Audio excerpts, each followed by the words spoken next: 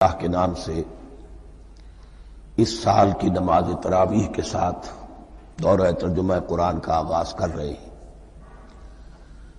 اس سے پہلے میں عرض کر چکا ہوں کہ اب میری عمر بھی کافی ہو چکی ہے، قمری حساب سے 68 برس مکمل ہو چکے ہیں، اور مختلف قسم کے عوارض بھی مجھے لاحق ہیں،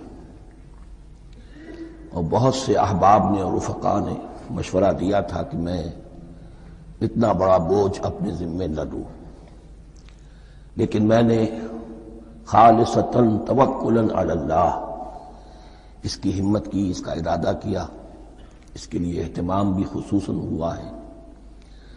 مجھے اندازہ ہے کہ اب میرے خیالات کی جو رو ہے وہ اب اتنی تیز نہیں ہے جتنی کبھی ہوا کرتی تھی۔ کراس ریفرنسز بھی جو ہیں قرآن حکیم کے وہ اتنے مستحضر نہیں ہیں جتنے کبھی ہوتے تھے، بلکہ واقعہ یہ ہے کہ میری زبان بھی بعض اوقات لڑکھڑاتی ہے، اس لیے کہ مجھے جو ادویات استعمال کرنی پڑتی ہیں ان کا اعصاب پر بھی اثر ہوتا ہے، اور جو ہمارے اعضائے رئیسہ ہیں ان پر بھی اثر ہوتا ہے۔ بہرحال ان سب کے علی الرغم اللہ کا نام لے کر آغاز کر رہے ہیں۔ میری انتہائی نگارش یہی ہے، تیرے نام سے ابتدا کر رہا ہوں۔ ابھی میں نے سورہ فاتحہ کی تلاوت کی اور آپ نے سماعت فرمائی۔ یہ سورہ مبارکہ مصحف کے اعتبار سے تو پہلی سورت ہے ہی، سب کو معلوم ہے، لیکن یہ بھی نوٹ کر لیجئے کہ یہ نزول کے اعتبار سے بھی سب سے پہلی مکمل سورت جو حضور پر نازل ہوئی وہ یہی ہے۔ اس سے قبل متفرق آیات نازل ہوئیں، 5 آیتیں سورہ علق کے آغاز میں، کچھ آیتیں سورہ قلم یا سورہ نون کے آغاز میں، کچھ آیتیں سورہ مزمل کی ابتدا کی، کچھ آیتیں سورہ مدثر کے آغاز کی۔ 5ویں وحی تقریباً اس پر اجماع ہے کہ یہ سورۃ الفاتحہ کی ہے، اور یہ مکمل سورت ہے جو حضور پر نازل ہوئی۔ سورۃ الفاتحہ کے معنی ہوئے افتتاحی سورت، فتح یفتح کے معنی ہے کھولنا، مفتاح کنجی کو کہتے ہیں، چابی کو، تو یہ اوپننگ سورہ آف دی قرآن، قرآن حکیم کی افتتاحی سورت۔ ویسے جیسا کہ میں تعارف قرآن کے ضمن میں عرض کر چکا ہوں، عربوں کا یہ مزاج تھا کہ جس چیز سے انہیں خصوصی محبت ہوتی تھی اس کے بہت سے نام رکھتے تھے، اس کے بھی بہت سے نام ہیں۔ سورۃ الفاتحہ سب سے عام ہے، لیکن الکافیہ، الشافیہ، ام القرآن، اساس القرآن، کم سے کم یہ 4 نام تو میں سمجھتا ہوں کہ ہر مسلمان کو مزید معلوم ہونے چاہیے، اور بھی بہت سے نام ہیں۔ اس سورہ مبارکہ کی بالاتفاق و بالاجماع 7 آیتیں ہیں، اگرچہ ان کی ترتیب میں کچھ اختلاف ہے۔ ایک رائے، یہ رائے امام شافعی کی بھی ہے اور بصرہ کے جو قراء تھے ان کی بھی ہے، کہ آیت بسم اللہ بھی سورہ فاتحہ میں شامل ہے، اس کا جز ہے، وہ اس کو شامل کر کے پھر 7 آیتیں بناتے ہیں، تو آخری جنہیں ہم 2 آیتیں سمجھتے ہیں، صراط الذین انعمت علیہم غیر المغضوب علیہم ولا الضالین، وہ ان کے نزدیک ایک آیت ہے، تو گویا کہ نتیجہ یہ نکلا کہ آیتوں کی تعداد 7 ہی رہتی ہے۔ امام ابو حنیفہ رحمۃ اللہ علیہ کا موقف اور کوفے کے جو قراء تھے ان کا بھی موقف یہ ہے کہ آیت بسم اللہ نہ سورہ فاتحہ کا جز ہے نہ کسی اور سورت کا جز ہے، سوائے ایک مقام پر جہاں حضرت سلیمان علیہ السلام کا خط جو ہے نقل ہوا ہے، جنہوں نے ملکہ سبا کو لکھا تھا، انہ من سلیمان و انہ بسم اللہ الرحمن الرحیم، تو قرآن کے متن میں صرف اسی جگہ پر یہ آیت شامل سمجھتے ہیں، باقی یہ صرف علامت کے طور پر کہ یہاں سے ایک نئی سورت شروع ہو رہی ہے درج کی گئی ہے۔ اس سورہ مبارکہ کو الصلاح قرار دیا گیا ایک حدیث میں، اس کا جو اسلوب ہے وہ دعا کا ہے، اور دعا کے ساتھ اس کی جو مناسبت ہے، اور پھر اسی کی وجہ سے ہماری نماز کا یہ جزو لا ینفک بنا دیا گیا، بلکہ ایک حدیث جو میں آپ کو سناؤں گا اس میں اسی کو نماز قرار دیا گیا، الصلاح یہی ہے۔ ویسے وہ حدیث مبارک موجود ہے، من لم یقرأ بفاتحۃ الکتاب لا صلاۃ لمن لم یقرأ بفاتحۃ الکتاب، جو شخص سورہ فاتحہ کی تلاوت نہیں کرتا اس کی کوئی نماز نہیں۔ اس کے حوالے سے بھی ہمارے ہاں دو مسلک ہے، ذکر صرف اس لیے کر رہا ہوں کہ آپ کے علم میں ہو، ان میں کوئی بنیادی فرق نہیں ہے۔ کسی بھی ایک رائے کا انسان قائل اور حامل ہو سکتا ہے بغیر اس کے کہ دوسرے کو بالکل غلط قرار دے، بلکہ یہ کہ اس کے لیے بھی گنجائش اپنے ذہن میں اور اپنے دل میں رکھے۔ تو ایک رائے یہ ہے کہ یہ میں کیا عرض کر رہا تھا، کوئی بھول گیا ہوں۔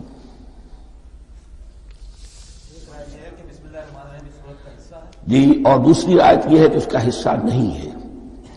اسی اعتبار سے یہ کہ یہ سورہ مبارکہ نماز میں پڑھی جانی ضروری ہے، لا صلاۃ لمن لم یقرأ بفاتحۃ الکتاب۔ البتہ یہ اختلاف ہے، یہ بات جو میں ذکر کر رہا تھا جو ذہن سے نکل گئی، کہ آیا مقتدی جو ہے امام کے پیچھے کھڑا ہو کر جب نماز پڑھ رہا ہو تو کیا اس صورت میں بھی اس کے لیے لازم ہے کہ سورہ فاتحہ پڑھے؟ اس میں دو رائے ہو گئی، بلکہ تین۔ ایک رائے انتہائی ہے اور وہ فقہ حنفی کی طرف منسوب ہے کہ اگر آپ امام کے پیچھے مقتدی کی حیثیت سے نماز پڑھ رہے تو کسی بھی رکعت میں آپ سورہ فاتحہ نہیں پڑھیں گے۔ ایک دوسری بالکل برعکس رائے ہے، وہ امام شافعی رحمۃ اللہ علیہ کی ہے کہ ہر حالت میں چاہے امام جہری رکعت پڑھا رہا ہو جس میں وہ بلند آواز سے سورہ فاتحہ پڑھ رہا ہو، اور چاہے وہ سری رکعت ہو، ہر حالت میں مقتدی کو بھی پڑھنی ہے۔ ایک تیسری رائے بین بین ہے، وہ امام مالک کی ہے رحمۃ اللہ علیہ، کہ جو سری رکعت ہے جس میں کہ امام بھی خاموشی سے پڑھ رہا ہے، مقتدیوں کو بھی پڑھنی چاہیے۔ جو جہری رکعت ہے جس میں کہ امام بلند آواز سے پڑھ رہا ہے، اس میں مقتدیوں کو خاموش رہ کر پوری توجہ جو ہے سننے پر صرف کر دینی چاہیے۔ اذا قرئ القرآن فاستمعوا له وانصتوا، جب قرآن پڑھا جا رہا ہو تو پوری توجہ اس کے پڑھنے پر مرکوز کر دو اور خود خاموش رہو۔ میرے اپنی رائے میں یہ تیسری رائے سب سے زیادہ صائب ہے، اور اس میں کسی طرح کی بھی کوئی پیچیدگی پیدا نہیں ہوتی۔ بہرحال اس سورہ مبارکہ کا جو اسلوب ہے میں نے عرض کیا دعائیہ ہے، البتہ قرآن مجید کے علم اور حکمت کے اعتبار سے، اس کے فلسفے کے اعتبار سے ایک بات سمجھ لینی چاہیے۔ قرآن کا فلسفہ یہ ہے کہ بنیادی ہدایت ہر انسان کے دل میں موجود ہے، بالقوہ، پوٹینشلی۔ یہ جو قرآن مجید یا اللہ کی کتابیں نازل ہوتی ہیں یہ انہیں ایکٹیویٹ کرتی ہیں، وہ اندر کی جو ڈورمنٹ کانشسنس ہے، خوابیدہ شعور جو ہے اسے بیدار کر کے، اور پھر یہ کہ اسے اجاگر کرتی ہیں۔ ہر سلیم الفطرت انسان اور سلیم العقل انسان، دو سلامتی شرط ہیں۔ سلیم الفطرت، نیچر پرورٹڈ نہ ہو، فطرت مسخ نہ ہو گئی ہو، عقل سلیم ہو۔ ان دونوں چیزوں کا نتیجہ یہ نکلتا ہے کہ وہ انسان از خود، بغیر کسی وحی کی رہنمائی کے، بغیر کسی نبی کی تعلیم کے سے استفادہ کیے ہوئے از خود بھی کچھ حقائق تک پہنچ جاتا ہے۔ اور وہ حقائق کیا ہے؟ نمبر ایک یہ کہ اس کائنات کا ایک خالق ہے اور وہ ایک ہے، اور وہ تمام صفات کمال سے متصف ہے۔ نمبر دو یہ کہ انسان کی زندگی صرف یہ زندگی نہیں ہے، بلکہ ایک اور زندگی ہے کہ جس میں اس زندگی کے اعمال کے نتائج برآمد ہوں گے۔ یہ دو باتیں، اس کی زیادہ وضاحت کے ساتھ جو ہے اس کا تذکرہ آئے گا سورہ لقمان میں، جہاں حضرت لقمان کی شخصیت کا تذکرہ ہے۔ لیکن یہاں صرف یہ بات سمجھ لیجئے کہ قرآن کا فلسفہ یہ ہے کہ ہر انسان میں، ہر فرد نوع بشر میں جو اپنی ولادت کے وقت مسلم ہوتا ہے، حضور کی حدیث ہے کل مولود یولد علی الفطرہ ابواہ یحودانہ او ینصرانہ او یمجسانہ، ہر بچہ نوع انسانی کا فطرت اسلام پر پیدا ہوتا ہے، وہ فطرت کے اندر وہ ہدایت ودیت ہے۔ اب اگر وہ فطرت بس نہیں ہوئی اور عقل جو ہے وہ صحیح رخ پر کام کر رہی ہے تو ان دو حقائق تک وہ انسان خود پہنچ جائے گا۔ لیکن ان دونوں حقائق تک پہنچنے کے بعد اب وہ دست بستہ دعا کرے گا کہ اے رب اب مزید ہدایت تو مجھے عطا فرما۔ ایک تو یہ کہ میں کیا کروں کیا نہ کروں، میری عقل اس میں ٹھوکر کھا سکتی ہے، میں کسی اچھی چیز کو بری سمجھ سکتا ہوں، کسی بری کو اچھی سمجھ سکتا ہوں، تو مجھے صحیح راستہ، صحیح راہ ہدایت پر چلا۔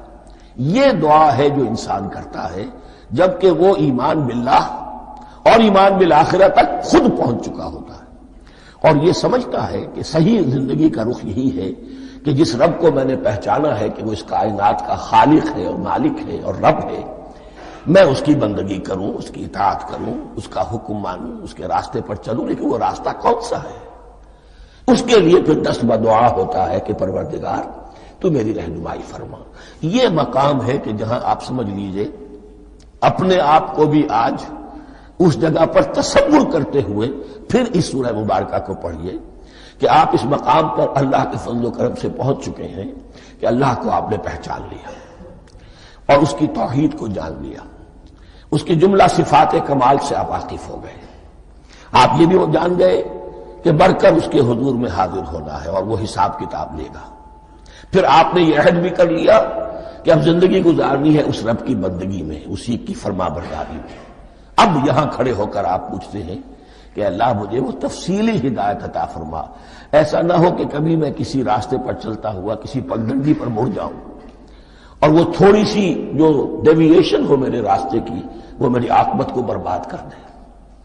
یک لحظہ غافل گشتم و صد سال راہم دور شد، اس لیے کہ ہوتا یہی ہے سیدھے راستے سے ذرا سی کوئی پگڈنڈی جو ہے تھوڑے سے اینگل پر نکلی ہے، لیکن جب چلتے جائیں گے آپ تو جتنے آگے بڑھیں گے اس پر، اس راہ صراط مستقیم سے آپ اتنے ہی زیادہ دور ہوتے چلے جائیں گے۔ یہ ہے قرآن مجید کی حکمت اور فلسفے کے اعتبار سے اس سورہ مبارکہ کا مقام۔ اب آئیے ہم بسم اللہ کرتے ہیں۔ بسم اللہ الرحمن الرحیم، شروع کرتا ہوں میں اللہ کے نام سے جو رحمان اور رحیم ہے۔ اس پر کچھ گفتگو ہو چکی ہے تعارف قرآن کے ضمن میں کہ رحمان اور رحیم دو نام ہیں کہ جو رحمت کے مادے سے نکلتے ہیں۔ رحمان میں اللہ تعالی کی رحمت کا جوش، ہیجانی کیفیت، طوفانی کیفیت، اور رحیم میں اللہ تعالی کی رحمت کا دوام اور تسلسل۔ یہ دونوں کیفیات اللہ کی رحمت میں بیک وقت موجود ہیں، جس کا ہم تصور نہیں کر سکتے۔ ہم سمندر کو دیکھتے ہیں، متلاطم سمندر ہے، اس میں ہیجان ہے، طوفان ہے۔ دریا کو دیکھتے ہیں کہ وہ سکون کے ساتھ چل رہا ہے، خاموشی سے چل رہا ہے، بہہ رہا ہے، بس تسلسل کے ساتھ بہہ رہا ہے۔ ہم ان دونوں کیفیات کو علیحدہ علیحدہ دیکھتے ہیں تو ہمارا ذہن ان دونوں کو بیک وقت اس کا تصور نہیں کر سکتا، تخیل ممکن نہیں۔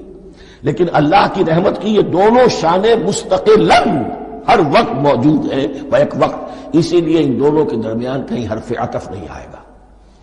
بسم اللہ الرحمن الرحیم، الحمدللہ رب العالمین۔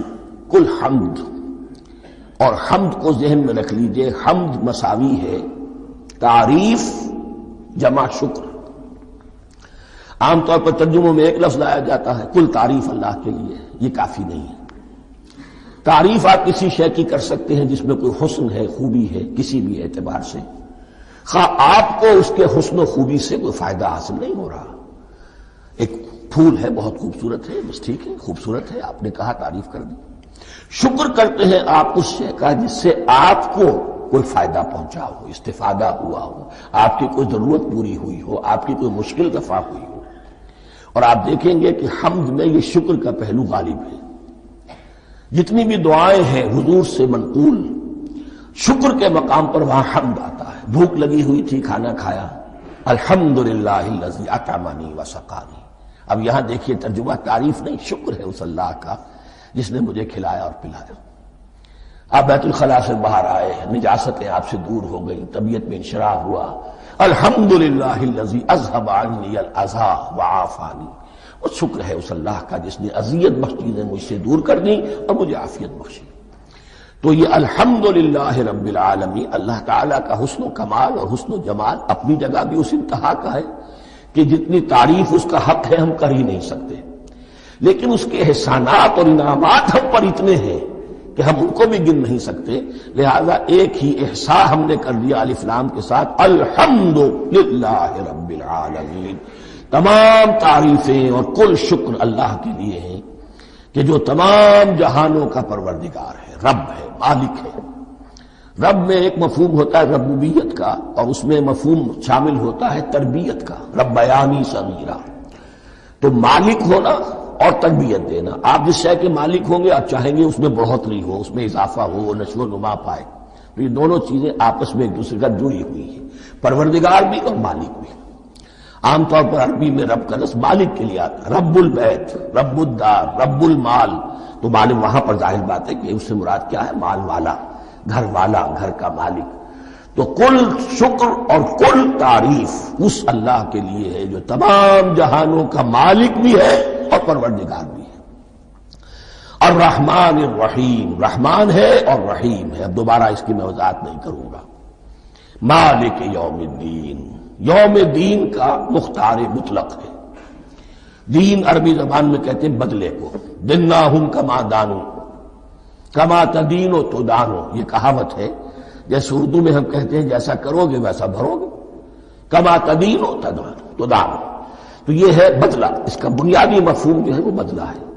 تو بدلے کا ایک دن ہے جس دن فیصلہ ہوگا کہ کون کیا کما کر لایا ہے اور اسے کیا بدلہ ملنا چاہیے۔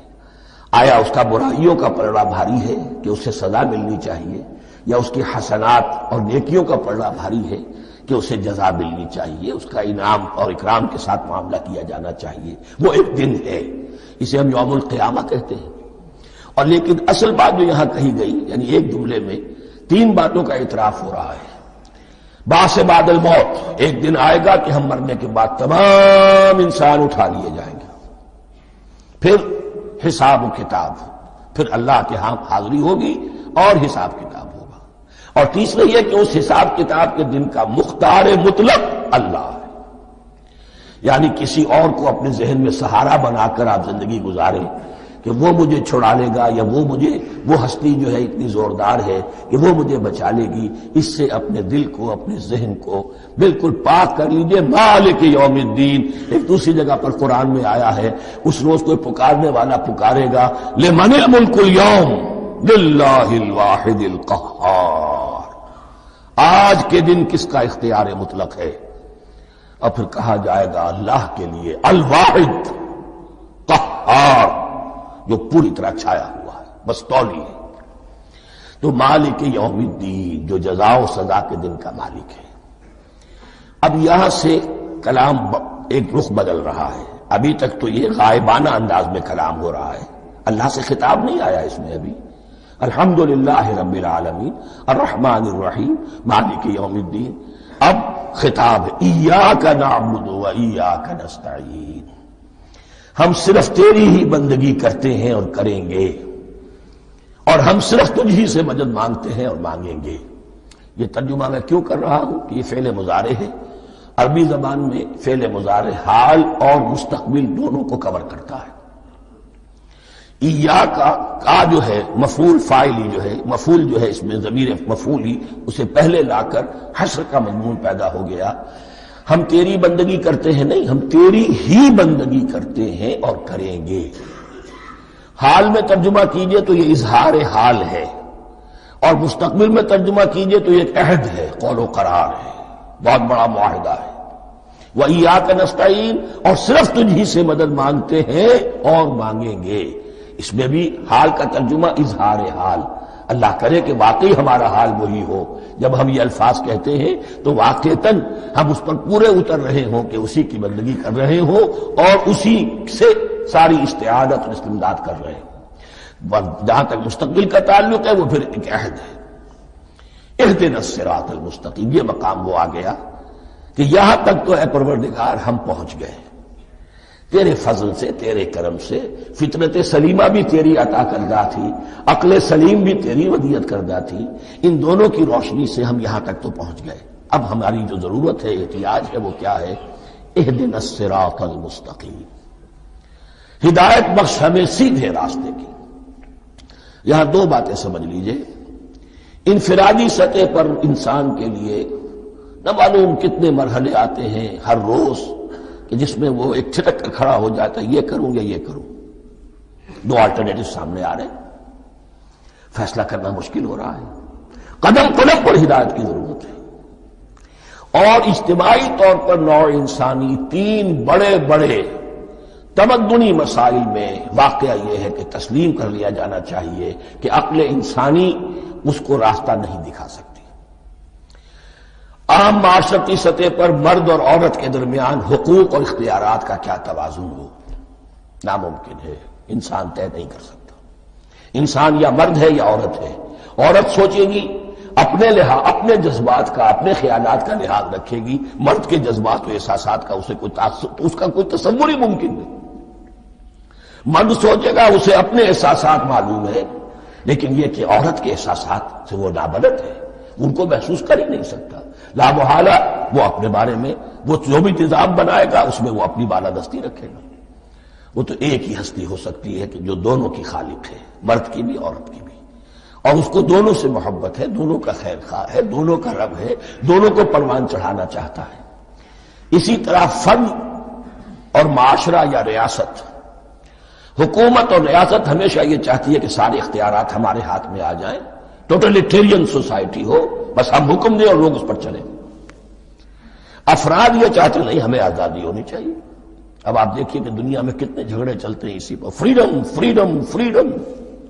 وہ فریڈم واقعتاً اپنی جگہ پر ایک شے ہے، افراد کی آزادی ہونی چاہیے، لیکن افراد کی آزادی اتنی نہ ہو جائے کہ وہ مادر پدر آزاد ہو جائے، کوئی قانون، کوئی قاعدہ، کوئی اخلاقی، کوئی حدود و قیود جو ہے ان کا پابند نہ رہے۔ تو اب کہاں ہے وہ نقطہ اعتدال کہ جس میں انسان کی انفرادی آزادی، انفرادی اختیار اور ادھر اجتماعی مصلحتیں جو ہیں ان کو بیلنس کیا جا سکے؟ انسان طے نہیں کر سکتا، صرف اللہ ہی اس کے لیے نظام دے سکتا ہے۔ تیسرا مسئلہ ہے سرمایہ اور محنت، اس میں کیا توازن ہو؟ سرمایہ اور محنت دونوں مل کر کچھ بنا رہے ہیں، کچھ پروڈیوس کر رہے ہیں۔ اب اس میں نفع جو ہوا ہے اس میں سرمایہ کا کتنا حصہ ہونا چاہیے اور لیبر کا کتنا ہونا چاہیے، کون طے کر سکتا؟ اس کے لیے بھی کہ ایسا نہ ہو کہ سرمایہ داری جو ہے آکاش بیل بن کر پورے معاشرے پر چھا جائے، اور غریب بیچارہ، مزدور بیچارہ، کاشتکار بیچارہ وہ گویا کہ چکی کے دو پارٹوں میں پس کر رہ جائے، اس کی کوئی حیثیت نہ رہ جائے۔ لیکن یہ کہ دوسری طرف اگر یہ کہ مزدور کا جو حق ہے اس سے زیادہ اس کو دے دیا جائے تو سرمایہ جو ہے وہ سکڑ جائے گا، شائی ہو جائے گا، وہ پھر میدان میں نہیں آئے گا۔ کیا کیا جائے؟ کون سا نقطہ عدل و اعتدال ہے؟ یہ تین مسائل ایسے ہیں، اہدنا الصراط المستقیم۔ تو یوں سمجھیے کہ ایک جو بنیادی ہدایت تھی، ایک اللہ کو پہچان لینا، یہ جان لینا کہ کل حسن و جمال اور تمام انعام و اکرام کا منبع اس کی ذات ہے، وہ رحمان ہے اور رحیم ہے، اور یہ جان لینا کہ مرنے کے بعد جی اٹھنا ہے، حساب کتاب ہے، فیصلہ ہوگا جزا و سزا کا، اور مختار مطلق اس دن کا اللہ ہے۔ پھر یہ عہد کر لینا ایاک نعبد و ایاک نستعین۔ اس کے بعد دعا، پروردگار ہمیں ہدایت پر قائم رکھ، ہماری ہدایت میں اضافہ فرما۔ اس ہدایت کے لفظ کو سمجھ لیجئے، بنیادی ہدایت، تفصیلی ہدایت، قدم قدم پر ہدایت، ہدایت پر ہدایت۔ والذین اہتدوا زادہم ھدی، جو لوگ ہدایت کے راستے پر آتے ہیں اللہ ان کی ہدایت میں اضافہ کرتا ہے۔ تو یہ قدم قدم پر ہمیں ہدایت کی ضرورت ہے اور مرحلہ وار ضرورت ہے۔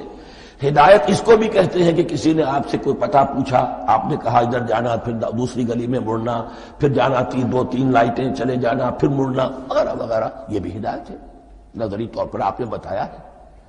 ایک ہدایت یہ ہوئی کہ بھائی میں چلتا ہوں آپ کے ساتھ، میں آپ کو وہاں تک پہنچا دوں گا تاکہ آپ کو دقت نہ ہو، آپ نے منزل تک پہنچا دیا۔ ان دونوں کے درمیان، یہ تو میں نے ایک فرد کی مثال دی ہے، اللہ اور بندے کے درمیان نہ معلوم کتنے مراحل ہیں ہدایت کے۔ تو کسی وقت بھی انسان اپنے آپ کو ہدایت خداوندی سے مستغنا نہیں سمجھ سکتا، اور نہیں تو پروردگار جو ہدایت دی ہے اس کو ہدایت پر قائم رکھ۔ کیا پتا شیطان کا کوئی حملہ، کیا پتا ہمارے نفس کی کوئی شرارت کسی ایسے رخ پر ہمیں ڈال دے کہ اب تک کی ساری کمائی بھی ضائع ہو جائے۔ لہذا یہ نہ سمجھیے کہ جب یہ ساری چیزیں ان کو معلوم تھی، ان چیزوں کا تو اقرار کر رہے تو اب ہدایت کون سی مانگ رہے ہیں؟ تو ہدایت کا تو بڑا میدان کھلا ہوا ہے، اور اس ہدایت کی وہ جو میں نے آخری شکل آپ کو بتائی ہے کہ منزل مقصود تک پہنچا دے، یہ ہدایت بھی قرآن مجید میں اس معنی میں بھی لفظ آیا ہے کہ اہل جنت جب جنت میں داخل ہوں گے تو جو ترانہ حمد ان کی زبان پر اس وقت ہوگا وہ کیا ہے؟ الحمدللہ الذی ہدانا لہذا وما کنا لنہتدی لولا ان ہدانا اللہ، کل شکر اس اللہ کا جس نے ہمیں یہاں تک پہنچا دیا، ہدایت دی یہاں تک پہنچا دیا، اور ہم ہرگز نہ پہنچ پاتے، ہم ہرگز ہدایت یافتہ نہ ہو سکتے اگر اللہ ہی ہمیں ہدایت نہ دیتا۔ اہدنا الصراط المستقیم، سیدھا راستہ، صراط الذین انعمت علیہم، اب اس کی مزید وضاحت ہے، راستہ اس کا ان لوگوں کا جن پر تیرا انعام ہوا۔ یہ کون لوگ ہیں؟ اس کی وضاحت آپ کو ملے گی سورہ نساء میں، من یطع اللہ والرسول فاولئک مع الذین انعم اللہ علیہم من النبیین والصدیقین والشہداء والصالحین۔ چار طبقات ہیں منعم علیہم جن پر اللہ کا انعام ہوا ہے۔ چوٹی پر انبیاء کرام، اس کے بعد صدیقین کرام، اس کے بعد شہداء عظام، اس کے بعد عام صالح مسلمان، صالح ہو۔ یہ بیس لائن ہے، اس سے اوپر کا درجہ شہداء کا ہے، اس سے اوپر کا درجہ صدیقین کا ہے، اور پھر اس سے اوپر کا درجہ انبیاء کا ہے۔ انبیاء میں سے پھر وہ بھی ہوتے ہیں کہ جو اولو العزم میں من الرسل ہیں، لیکن یہ چار طبقات ہیں، ان کے راستے پر ہمیں چلا۔ غیر المغضوب علیہم ولا الضالین، جو مغضوب علیہم نہیں ہوئے، جن پر تیرا غضب نہیں ہوا، اور غضب ہوتا ہے ان پر کہ جو ہدایت کے واضح ہونے کے بعد ہدایت کو ترک کر دیں، وہ ہے مغضوب علیہم۔ جنہیں ہدایت مل گئی ہو، ہدایت کو پہچان لیا ہو، پھر اپنی شرارت نفس کی وجہ سے، اپنی نفسانیت کی وجہ سے، اپنے تکبر کی وجہ سے، اپنے حسد کی وجہ سے وہ اس حق کو رد کر دے، اس کو ترک کر دے، ان پر اللہ کا غضب آتا ہے۔ اور اس میں اس کی بہت بڑی مثال تاریخ کے اعتبار سے یہودی ہے۔ اللہ نے انہیں ہدایت دی، کتابیں عطا کی، تورات، انجیل، زبور، سینکڑوں نبی ان میں مبعوث کیے، 1400 برس تک نبوت کا تار ٹوٹا ہی نہیں، مسلسل۔ ابتدا میں بھی 2 نبی، موسیٰ اور ہارون، اور اختتام پر بھی 2 نبی، عیسیٰ اور یحییٰ علیہ السلام، اور ان کے مابین کوئی لمحہ نہیں آیا ہے تاریخ بنی اسرائیل میں جبکہ کوئی نہ کوئی نبی موجود نہ ہو۔ لیکن انہوں نے اپنی شرارت نفس کی وجہ سے ہدایت تورات سے بھی منہ موڑا، اور پھر سب سے بڑی بات یہ کہ ہدایت محمدی سے، ہدایت قرآنی سے بھی صلی اللہ علیہ وسلم منہ موڑا، وہ ہے مغضوب علیہم ولا الضالین، اور نہ ہی گمراہ ہوئے۔